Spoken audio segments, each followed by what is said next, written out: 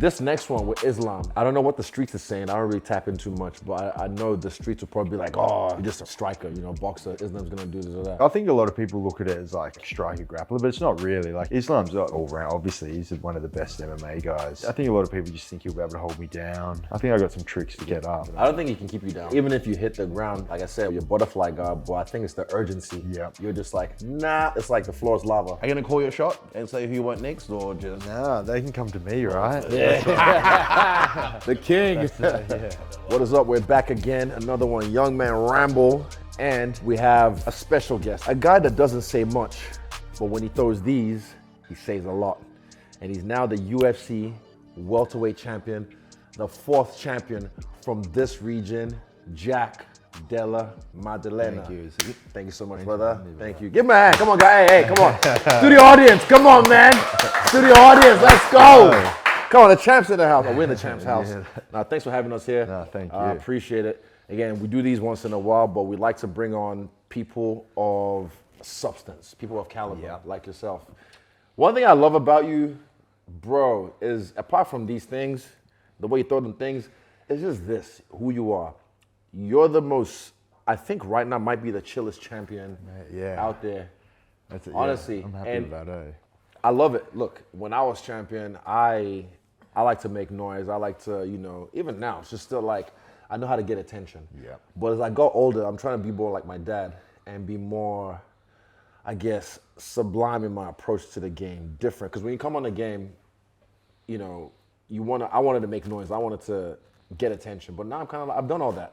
I've done everything. So I just want to sit, fight, make money, and relax. But I want to ask you, have you always been this way, and what kept you this way? What kept you in this state of mind where you almost feel like a Zen master, to be honest? Yeah, I've always sort of been like this. I'm just being authentically myself, you know? I feel like there's nothing worse than when there's someone that's like really tries to push like being loud when they're not like that, and it just comes off wrong. So never wanted to be that person, you know? Just being myself. Good. And I've always sort of, I like to fight and make money and chill, like you say. That's sort of my philosophy on it. Nice. How many siblings do you have? I know I've met your brother. Just a one older brother, 2 years older, that's it. Yeah, oh, so real? it's just us two, just sort of. I see. I'm Yeah, trying to think the family after dynamic. No, it's cool. But again, it's something I've been learning lately, and for me, I think it pays dividends. And like now, you're the champ. Okay, so, and also that last fight, congrats, the way you did that. Beautiful fight. Again, against a guy like Belal as well. Great wrestler, great fighter, but you were able to nullify his stuff with your game. And that's something that Tim put me onto, because I think we've only trained once, and that was at Volk's gym when we sparred a little bit, but I didn't really get to grapple with you. But Tim said, like, your scrambling is different. Like, watch this, your scrambling is different. And I was like, okay, bet. And when I saw that, I was like, okay, bet. I see that now. The way you were able to stop it. I think your butterfly, you use that to get up very well. This next one with Islam, I don't know what the streets are saying. I don't really tap in too much, but I know the streets will probably be like, oh, you're just a striker, you know, boxer. Islam's going to do this or that. But he's already put me on game and said, watch this. And guess what? I'm on board. Yeah, that's it. I love your fighting style. I love who you are. I'm a fan of, again, Anzac United. When we do what we do, I think we're the best in the world. Yep. And it's a special few. Like now you're the 4th one. Like, how does it feel? It's pretty surreal, you know. I always looked up at like, obviously yourself, Rob, Volk, and like, it's always been the goal, you know, but it always seemed so far. But I guess when Rob did it, then it seemed a bit more possible. Then you did it, Volk did it. So it just made it more possible, more realistic vision. But like the 1 minute mile. That's it. But I feel like it still hasn't really sunk in, you know. It's still, you got to pinch myself. Do you feel the streets, like when you're outside, like in the streets or with your family, do you feel like people approach you more? Do you feel the difference? Maybe a little bit more, but I'm pretty quiet person, so I'm not always out and like I'm with the family, hanging out with the family, and Perth's pretty quiet, so it's picked up a little bit. There is like, Perth has like MMA fans, you know, but it's a pretty quiet place. But I mean, the younger crowd, like for 15 to 30, like it's pretty popular. As it is around the world, you know. But you wouldn't be a guy to even like, I don't feel like you'd change your, because one thing I had to learn was I don't have to match everyone's energy. Yeah. I feel like you've already mastered that. You kind of just, if someone comes at you, oh my God, Jack, I'm a bit, you just be like, hey man, how's it going? Like for me, I had to learn that because I always felt this weird thing like if they didn't have a good interaction with me, if it wasn't like, hey man, how's it going? What's up, dude? So I just realized, nah, I'm just gonna stay where I'm at. If I'm hype, I'm hype. If I'm chill, I'm chill. Yeah, But I feel like you just know how to keep that. And again, that's apart from these things, that's my favorite thing about you is just your energy. You seem like you're very even keeled. Yeah. So yeah. Before we get to where you are today and what you just accomplished, let's just touch on the journey and some of the fights that you had to take to get to where you are. You know, coming from the Contender series, you know, you fought people like Kevin Holland, Gilbert Burns, Randy Brown, all before you got your title shot. And every time we would do a breakdown, Izzy would always go like, you know, harp on about how much he loves your fighting style and your boxing, especially. A few questions there, like which one of those fights were some of your favorites? Because you were there live for the Randy Brown one. Randy You when I was noticed there when he live. started tracking him. I called it. I was like, hey, roll the clip, roll the clip. Jack's tracking him well. He's literally just like, okay, find him. There he is. He got him against the fence. I see it. I'll tell you, he's tracking him. He's tracking him. I was like, okay, he's got a, and then I love Randy's style as well. He's got good boxing, good knees, all that. But there was a point when I was cage side, I just noticed you cut him off nicely. You were cutting him off. I was like, oh, you're tracking him. I was like, here it is. He's got him. And then the knockout just happened. I was like, oh, fuck, out of nowhere. Yeah. Another one I don't think I was there live for was the Gilbert Burns because of the scramble you used. Yeah. And I watched something afterwards where you said you were on the ground and then you felt, maybe you heard from your coach or whatever, you were down and then you decided this is it, I'm going to get up now. And then you used the butterfly again. Boom, got up, reversed him. And as he came for a takedown again, you just went knee. Yeah. I think that sequence is goated in your like history. Honestly, that is one of the, and then there's more to come. But that sequence right there from getting up from bottom and as he reshoots, flying knee, and then he finished the fight while you were, I think, down. Yeah. Bruh, fucking beautiful. Yeah. And did you break your arm in the I had the first round? That's right. I don't know when. I didn't, even looking back, it's hard to pick when, but it was broken. He did. I think it was the first minute of the first round. I couldn't feel it though. Like I wish I could feel it. How can you not love this guy? It just didn't. Until after the fight, it was just like, obviously then the pain like sunk in. Yeah. But it wasn't inhibiting me in any way, you know. I didn't even feel it. Yeah. Which one of those fights made you feel like, or gave you the confidence to believe in yourself, to be like, I can go all the way? I mean, the Randy Brown one was pretty special, like being in Perth, backyard. Like, yeah, that was a special one. Like, I think it was my 4th UFC fight in the backyard, you know, heaps of pressure. That one can make or break someone, you know. It'd suck to lose that one in front of the Perth and then just sort of, but to get up then, like get it up in the first round, I was on a pretty like sky high after that. That was a Volk Islam fight card too. Yeah. That arena was loud as fuck. Yeah, that was I remember the feeling. That was for the fight as well, but that knockout as well, boom. Yeah. Exploded the place, man. It was the first time they've been back in Perth since, I think, 4 years or something. Yeah, since you probably debuted. Yeah. And that one was great. And I remember you told me after you'll be a world champion. I was like, I don't, bro. I was backstage. Yeah. After seeing that, I was just like, nah, this guy is different, man. It's different. And then I just call it as I see it. That's just how I felt. Yeah. I'm not a fucking psychic, but that's how I felt. And I've been there, so I was like, nah, this guy, he can go all the way, and he will go all the way. But look at him now. I think you're gonna do some great things in this division. It needs it though. That's the thing. Yeah. Even for me, the fact that they give you Islam straight away, I was thinking, is that disrespectful? But I said, nah, I won't say it's disrespectful. They just respect Islam and they want to give him a shot. Yeah. For the belt, so he can be like Alex did, go double champ status. But I'm like, well, if you look at the division now, who's busy? I haven't even checked the street. Shavkat's injured. Leon's been out of the game for a little bit. Yeah. Sean Brady, I think, is ranked number 3. Yeah. I think Kamaru, after his win, is 5 or 6. Yeah. But in that top contender spot, and who was going to be, I think everyone was waiting for Shavkat Belal. Yeah. And then Shavkat got injured and Belal. What happened to him? Went in there. He injured Ian Gary, did one that of his... fight, the knee thing. Yeah, I see. Let's dive, Let's dive into that Belal fight, because I feel like that was also something special. Yeah. You guys both, it was like, you know, a movable force and, I forget the term. Immovable object. Yeah. Something like How that. was that fight from your point of view, if you can describe it as the rounds progressed? Yeah, it was. I felt like I was in control. He has a pretty funky style. It's hard to sort of. He has a weird style. Just continuously swap stances and sort of just moves forward. So going into that fight, a lot of it was like footwork would probably be a big factor. Just trying to stay away from him, but still be able to get the damage.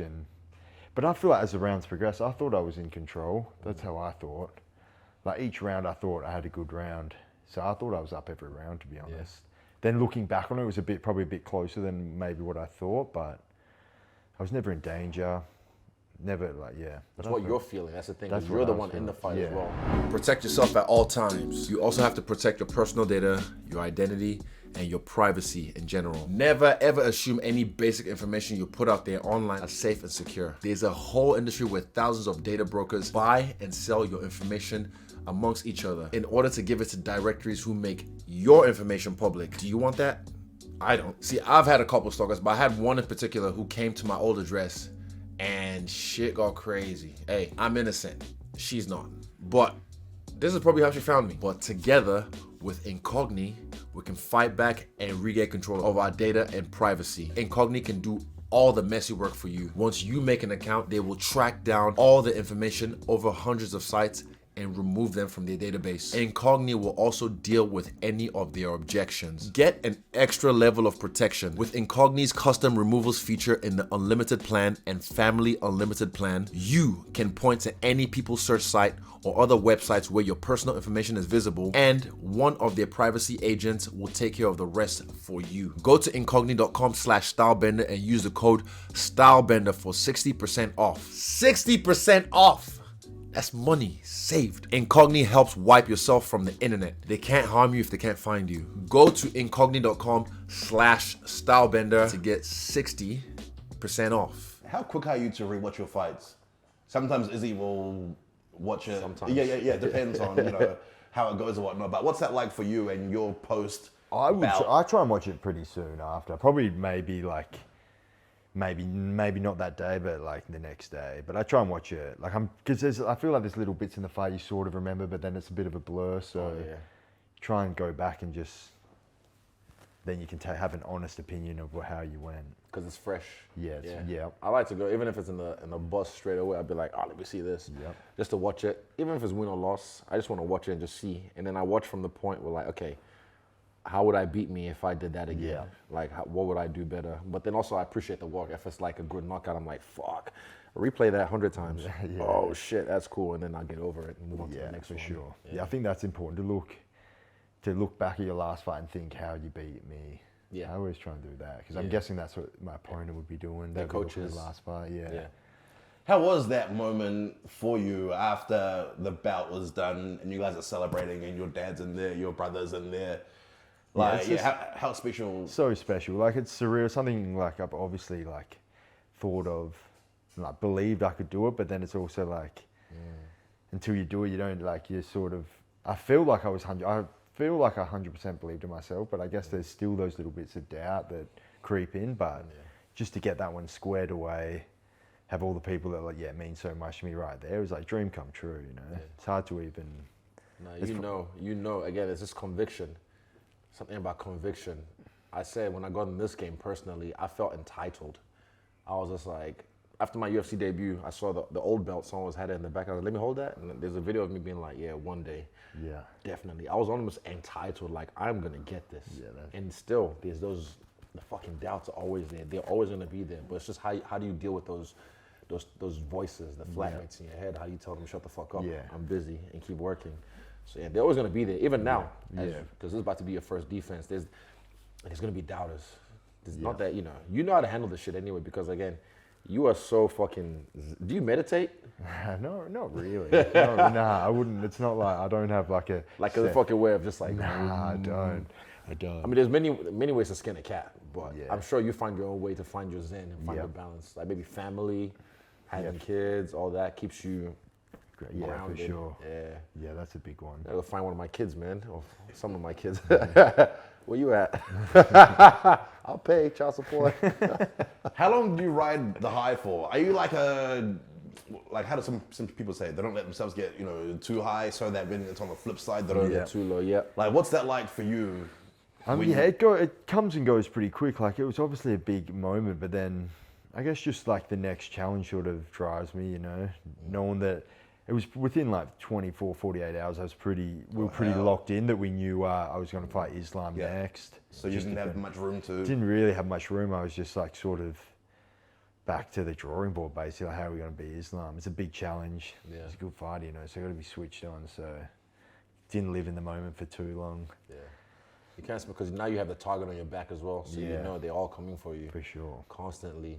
And bro, you're gonna hold this and feel that pressure. But I think, hey, heavy is the head that wears the crown. Yeah, for sure, definitely. right. What are your thoughts on Islam, and what do you think about his progression through the years and since he's become champion? I mean, I think he's definitely gotten better, like 100%. He's In what more, aspects? all around, like definitely the striking, for sure. yeah. Like he's... Better striking than Khabib, I think. More Yeah. cleaner striking than Khabib. Yeah, more weapons, more Yeah. cleaner. It's not as rushing as Khabib, you know. So yeah, he's definitely improved. Like, you look at his first fight compared to where he's at now, it's a lot better. And you got to think when he's stepping up to welterweight, he'll be in better shape, like almost better shape, I would think. Like, How tall is he? he's probably a bit shorter than me, maybe Yeah. similar height though. But you never know. I gotta Maybe look at the stats now. Honestly, I haven't thought about that. How underrated is your grappling? Because we've heard Craig Jones, you know, say some things and how He he... said he learns from you. Yeah. yeah, he that's said he crazy. picks shit Yeah, from- Which is crazy Yeah. statement coming from someone that's a big of call, his right? caliber. Do you think that that's something people are sleeping on when it comes to this matchup? Yeah, I think so. I think a lot of people look at it as like, well, I've heard it like striker grappler, but it's not really. Like, Islam's more than just a grappler. Like, he's all round. Obviously, he's one of the best MMA guys. But yeah, I think it's pretty underrated. I think a lot of people just think he'll be able to hold me down. But yeah, I think I got some tricks to get up. Sort of. I don't think he can keep you down. I think even if you hit the ground, it's like you have this, like I said, I have to look at some more tapes, but your butterfly guard, but I think it's the urgency. Yeah. You're just like, nah, it's like the floor is lava. Yeah. I gotta Just get try back and up. keep You it, can't, you can't rest there. So that's one thing I like. I don't think he's gonna keep you down. Yeah. Even if he is able to get you down. But on the feet, I might be biased, but I love them things.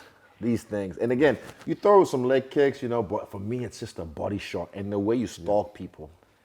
There's a moment, it's just like there's a distance you're at, and then when you get to mid-range and you kind of get like, you're not scared to get hit or slip a punch to rip one back. Yeah. You know what I mean? So there's that bit I like when you start to bang them. And then even when I was in King of the Ring, there was a point where I was just the liver king.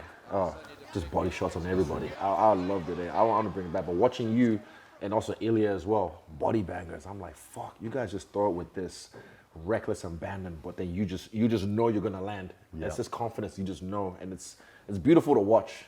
Yeah, I want to pick your brain. Who's some of your favorite fighters? Who do you think something like your style emulates? I don't know. I don't know. I tried to, like, when I was growing up, I liked to watch all sorts of different styles, and then like maybe 1 month I'd be like right on someone and I'd try and be like them, and then the next month I'd watch someone else. But yeah, I'd watch heaps of different fighters. I like Anderson Silva. Like, he was one of the early ones, of course. Like, he's a legend, you know, like a pretty insane style, full artist. But I like watching boxing. I like James Toney. He was like my favorite. He's a nice. He's an MMA fighter as well, right? Yeah, he is technically. Technically, yeah. Yeah, I like watching him. And then I like the Diaz brothers. Like, I like their style. I can see that. Yeah, Just like definite. the pressure, good hands. They were body bangers as well. Yeah. Not scared to take one and give five Yeah, back. for sure. When it comes to your training camp, you know, there's wrestling and then there's the Dagistani style. Yep. And that particular style that they have.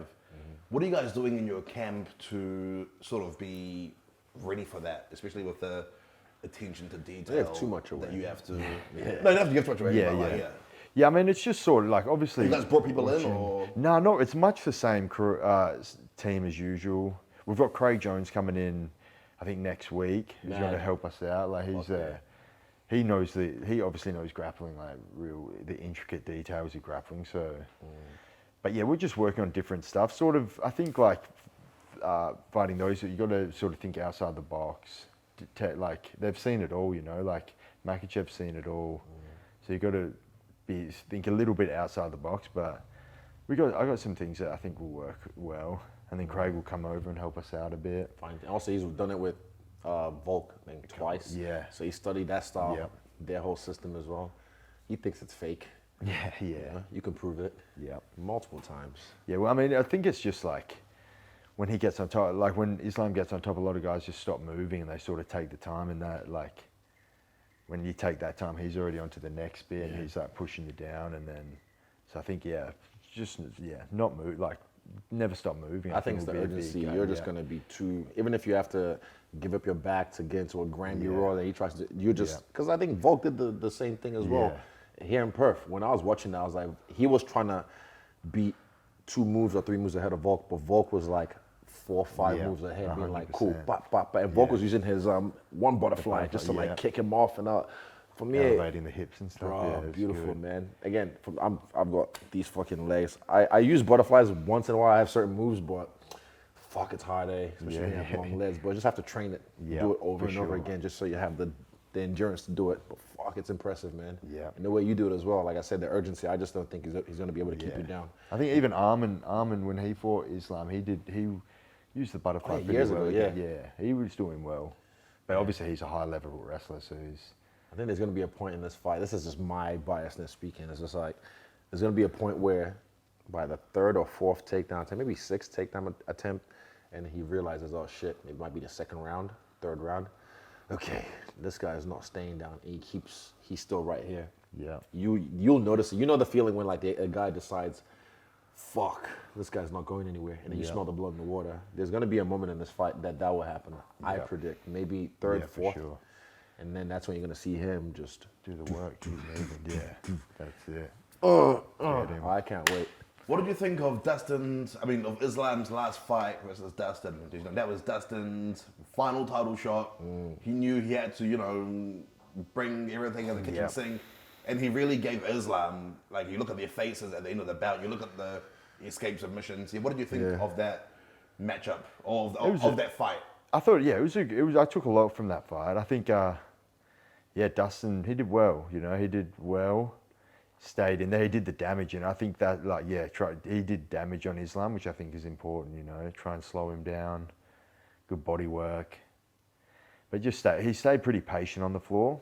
Pretty patient, rather than being more urgent. Which I think, if he was more urgent to get back to his feet, he could have done better. But it was a good fight. It was a back and forth fight.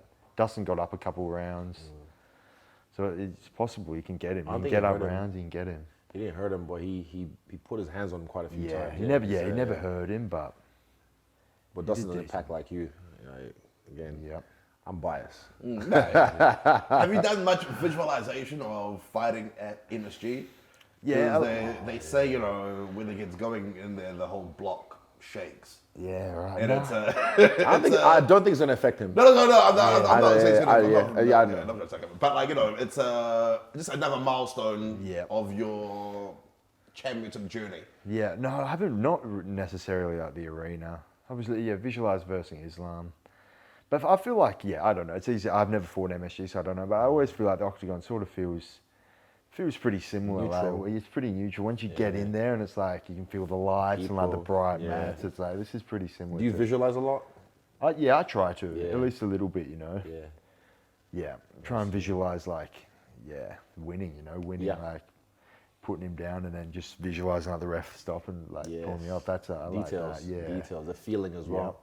The feeling of it when it's over, and that feeling of elation and relief. Yeah, I love that feeling. Yeah, I visualize that feeling a lot. Yeah. That's how you make it real. It's not just like the visualizing. It's like when you sit in those, like, feel I'll be driving and I just start I'll find myself Yeah. doing things, and then my body will start reacting, and then I'll be same, and I just know I catch myself in the thought of it. But that's how you make it real. It's powerful shit. It is powerful, because it's almost the same feelings, right?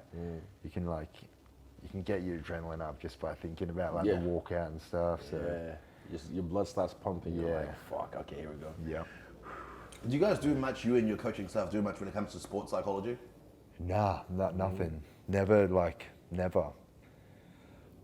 Yep, never have. Just, This guy's stoic. we discuss, I don't know, yeah, I guess we do our own sort of, a bit of visualization. But no, not really. We discuss it a lot, but we've never gone outside of just me and him and got someone else involved. Yeah, because it's been interesting seeing as he talked to other fighters and learning or about other things that they have in their repertoire. Like when we did Sean O'Malley and Tim, from 1920, they've been doing Amongst each other. reading books and stuff. sharpening the mind, even the recovery stuff. So it's just been cool to see, learn how other people do different things. Like what other traits have you taken from fighters that you've seen? Different outside of not a whole lot. Outside of actual techniques and stuff, not a whole lot. What Really, techniques have you taken? Have you seen someone do that? Just different styles, I've looked at different styles because that's what the game's about. It's different styles can beat different styles. It's not always just One style beats all. It's always different. So I just try and learn from different, all sorts of different fighters. I know what you mean. Like when I boxers. was younger, the one guy I really liked was Thiago Alves. Yep. And his leg kicks, I used to just emulate them in sparring, like the Dutch style. Yeah. Anthony Hardonk, that's another old school guy. I used to just watch them again for a little bit, then eventually I'll find Tyson Griffin is like a small lightweight. Oh, yeah. A little brown boy, and I used to just try and throw hands like him. Yeah. Not the same body type, but again, just I'd watch their fights on DVD and be like, fuck, that guy has that's a cool it. style, and I just emulate. But that's how we learn. Yeah, that's how I'm you like learn. a copycat ninja. I'm sure you are. You can watch and then you emulate, and you repeat it. He did some cool stuff with Rufy today. Oh, Rufy, bro, yes, fuck. Again, the language bio wasn't too bad, but I'm glad Kayo, his friend, was able to translate. But I just wanted to learn some stuff about how he throws from. He throws from such a weird angle, from down here, and then his feet is placed underneath him that he's still able to pull out. Yeah. Certain things like that. I learned there was one fucking cool trip he hit on Malaki that I was like, how do you actually set that up? So I watched that. Yeah. And then his He's power welterweight, isn't he? jab. Nah, he's lightweight. Oh, lightweight, But he's a big lightweight. Yeah, he's big. Yeah, he's a thick boy. Even his punches, I was like, fuck, this guy's got strong bones. Yeah. I like Carlos Condit. He was cool. Oh He yeah, was the on a- natural MBK. Fuck yeah. I was right. I liked him for a bit. Yeah. He had Again, cool he's a stuff, guy that good I'm like, fuck, I'm glad even though, he became champion. People were trying to discredit that, but I'm like, nah, fuck no, he became champion. He's a guy that was, I think my favorite fight of his, the one that made me go like, fuck, he's a gun, even though he lost was GSP. But there was a Dan Hardy fight. Yeah. And that was the one they both threw left hooks and just boom. And there's one with the flying knee as well. I can't remember who it John was. Yong Kim. John Yong Kim, that was the that one. was sick. Fuck. Sick highlight. His bro. fight in Thiago Alves was sick. Yeah, Remember that when he that's right, came yeah. up with that elbow and Fuck. just See, those days, man. See, people don't remember. You guys, all you new fans, go back and watch some old fights. Wait, how old are you now? 28. 29, you're yeah, 36. So who yeah. is, 'cause I remember growing up, it was Anderson Silva that we started watching Fanning over, on pay-per-view and whatnot. Who was fighting and doing the big pay-per-views when you were first getting interested in the sport? Probably John. Yeah, he was. I remember John Jones and Gustafsson. That was in one of the first fight. That was one of the first sort of pay-per-views. And even I was right into it, but in Silverfoot, Chael. Yeah. Oh, yeah. That whole classic. saga. One or two? I think the second one I definitely watched live. I don't think I watched the first one live. Yeah. The first one, ooh, that one gave me nightmares. That was cool. When it comes to your training philosophy, and not now obviously because you're champion and you're wanting to build on that, but do you sort of see yourself as Ash and Pokemon? Want to go from gym to gym and sort of be like a nomad, sort of have have some martial artists, they want to go and learn and go from gym to gym. Yeah. Or No, it's obviously always cool learning from different people, but I like just working. I like training with it. I'll stay with at my team. Are you day dot with Vickers? Yeah, day dot, and I'll be there till the end. Yeah.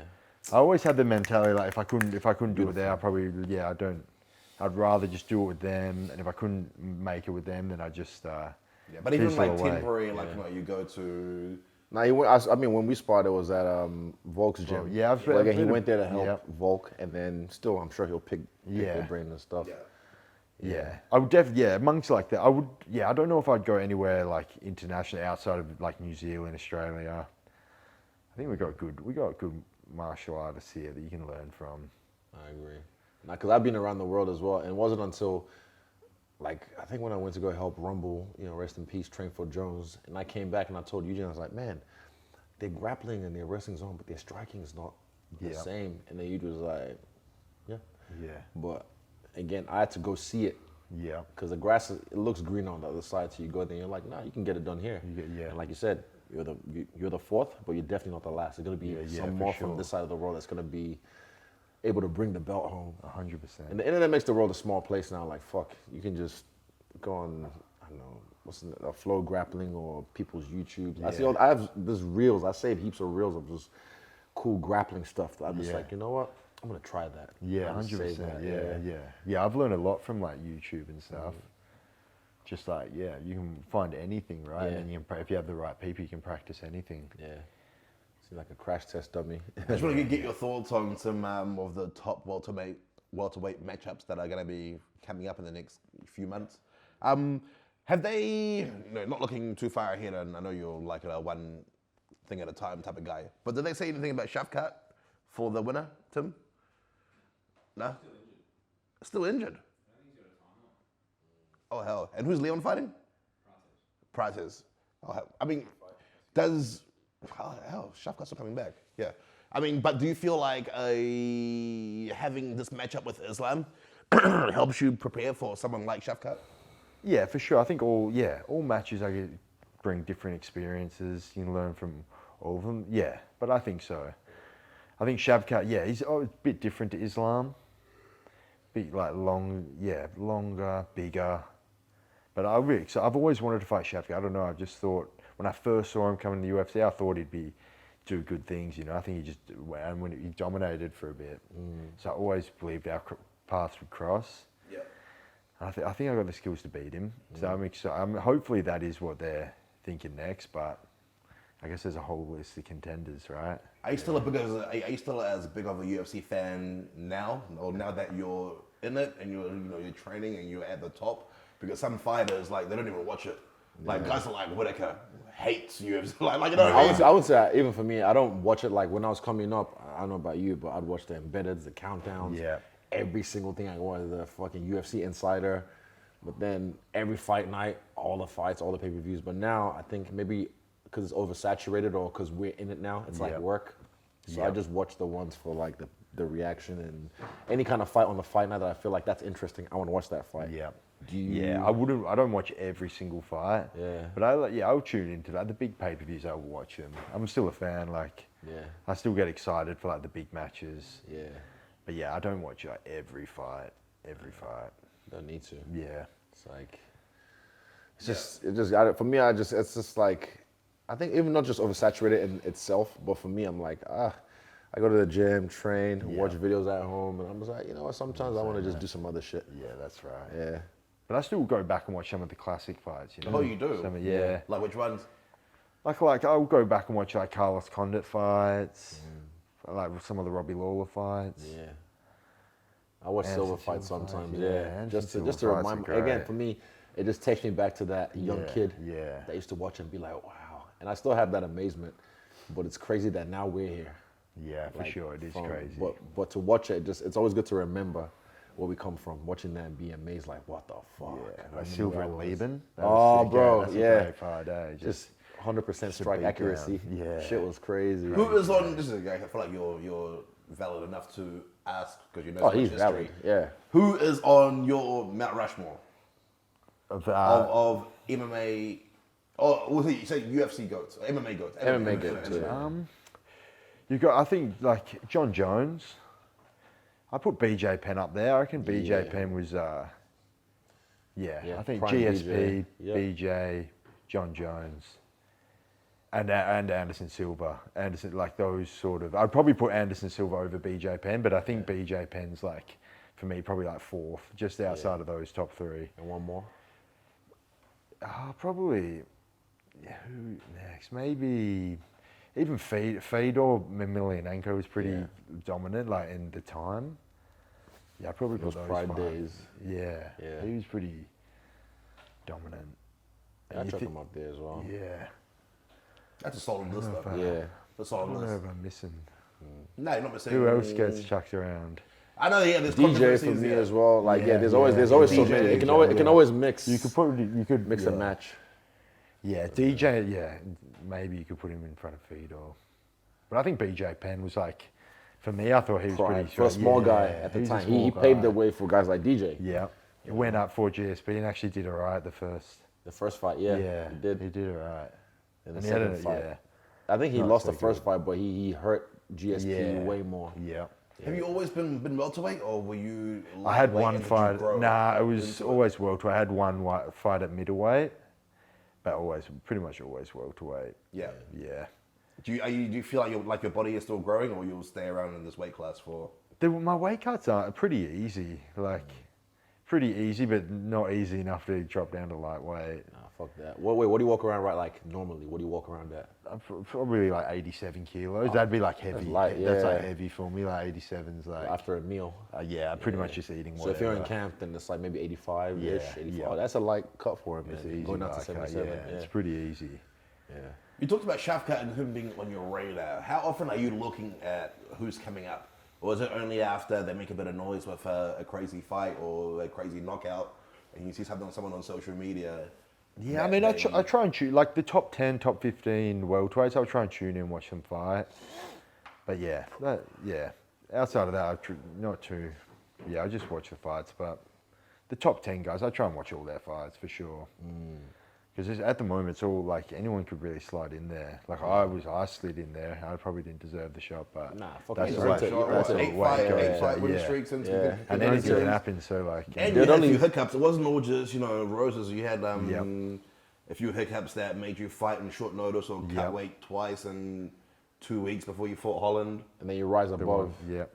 Yeah. Nah. I feel like that's actually a blessing in disguise because one thing that, I think one time Izzy and Falk were talking, people don't understand that as you do rack up these defenses, you're not always going to get the perfect camp. You're not always Yeah. going to, Yeah, maybe for you're at a sure. racetrack and someone is, ring, you can't sleep Oh, yeah. all night. Yeah. So it's good to have some bumps in the road Different, to get yeah, you for ready sure. for when Adversities. Yeah. Yeah. 100%. Oh, what's that like?